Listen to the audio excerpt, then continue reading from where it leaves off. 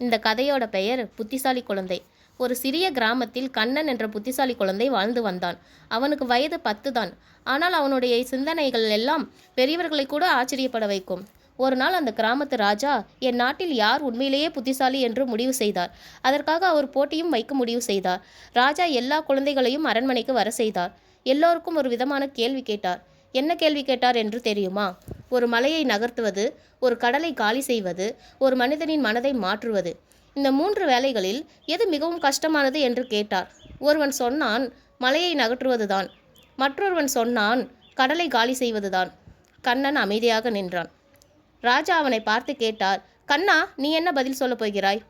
கண்ணன் சிரித்தபடி சொன்னான், மன்னரே, மனிதனின் மனதை மாற்றுவதுதான் மிகவும் கஷ்டம். மலையை கருவிகளால் நகர்த்தலாம், கடலை நாளடைவில் காலி செய்யலாம். ஆனால் தவறான எண்ணம் கொண்ட மனிதனை மாற்றுவதுதான் கஷ்டம் என கண்ணன் கூறினான்.